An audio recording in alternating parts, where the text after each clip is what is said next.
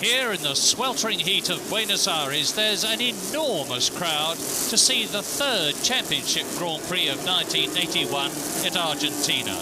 And they're also here to give a joyous welcome to their national idol, Carlos Reutemann, that you can see in the Williams car, number 2, second in the right-hand rank.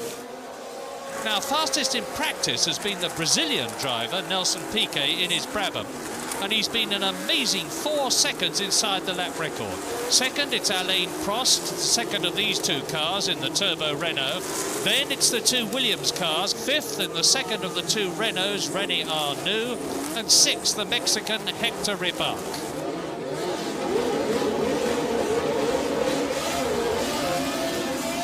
And Alan Jones has got a flyer. Alan Jones, number 1, the world champion in the Williams, looks as though he's nosing ahead of Nelson Piquet as they go up to the first right-hander, the Recta Principal, which leads into a left-hand bend and then into the long Recta del Fondo straight.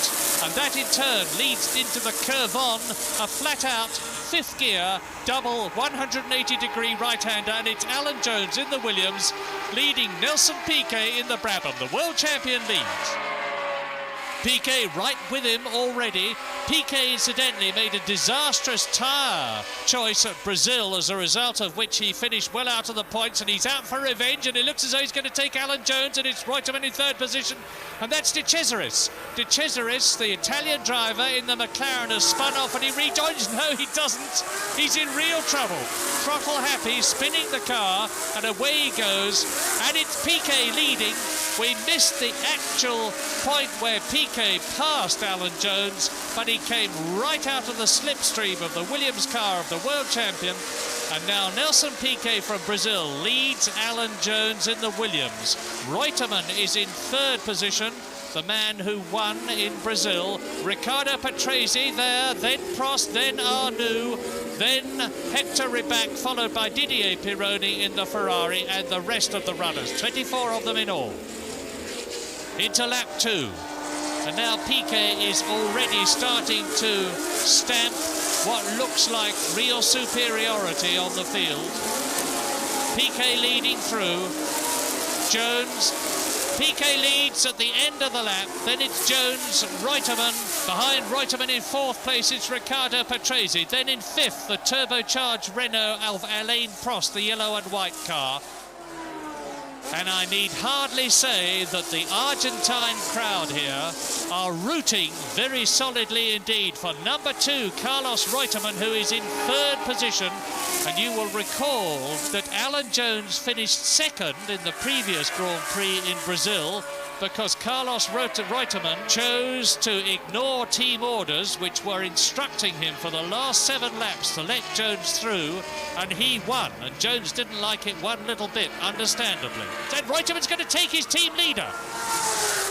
Reutemann, number 2, the Argentine driver, is passing the world champion, and Alan Jones, for the second race in succession, is seeing the back of Carlos Reutemann's car. And I should think when Reutemann completes this lap and the crowd sees that he's ahead of Alan Jones, they will go absolutely mad with excitement. A great swelling roar of approval bursts from thousands of Argentinian throats as they see their national hero, Carlos Reutemann, going through.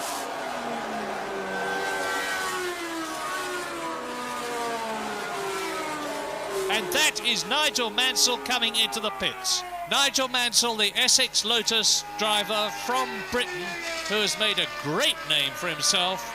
And now there's another one of the turbocharged Ferraris of Didier Pironi, has followed Nigel Mansell into the pits. And Alain Prost is now ahead of Alan Jones. Alain Prost, the young Frenchman in the Renault, has moved up behind Carlos Reutemann into third place, displacing Jones, who goes down to fourth.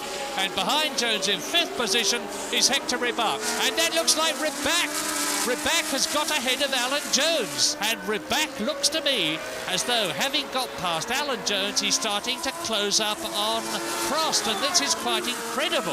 Frankly, he is not an absolute top-line Grand Prix World Championship standard driver.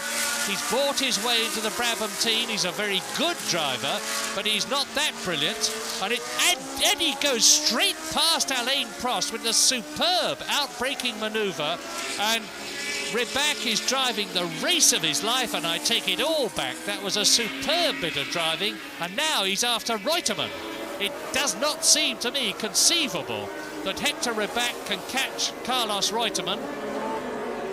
The leader, Piquet, is well away. He's about 20 seconds ahead of this battle, but this is the excitement with Prost fourth in the background.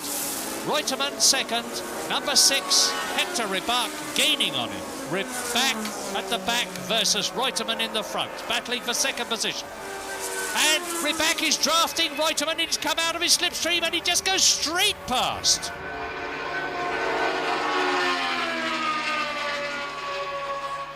And watch the steadiness of this Brabham.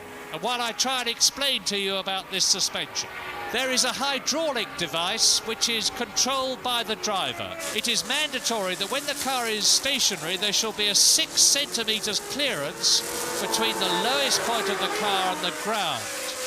And that is to prevent the effect that the skirts had before of creating enormous downforce. Now, the Brabham team have overcome this because there is a hydraulic device in the car, and when it starts to move, it allows the car to sink almost to the ground, as a result of which they get greatly increased downforce. And into the pits comes Lafitte. Lafitte in trouble. I don't know what it is, but he's getting out of the car, so whatever the problem is, it's terminal as far as the motor car is concerned. Behind Alan Jones is the Renault of René Arnoux. Behind René Arnoux is John Watson, the Ulsterman, the man from Northern Ireland. John Watson in the Marlboro McLaren car, who has really come back onto form this year. There he is in the very distinctive red and white car in 7th place, gaining definitely on René Arnoux in the turbocharged Renault. That's great stuff. There's Alan Jones, the world champion. Now, that's significant. The crowd is gesticulating. Listen! The crowd's roaring. Something's happened. The crowd knows something that Reutemann doesn't. That's a sign. And when a South American crowd does that, it means they're urging... There's the answer. They've been urging Reutemann on because Hector Rybak, the man who was in second, is out of the race. I don't know what the trouble is, but you can see for yourself that number 6, Hector Rybak, is out of the running. So number 2 there, Carlos Reutemann, to the delight and the undisguised joy of his Argentinian countryman, is up into second position with only Nelson Piquet between him and the thing that every Argentine person here will be dreaming of, a win for Reutemann. Oh, that is John Watson, who had fought his way up to 6th position.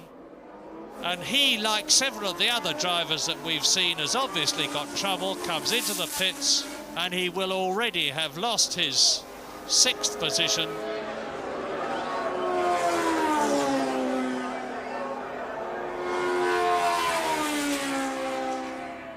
And somebody's lost it. Somebody's lost it. It's Villeneuve.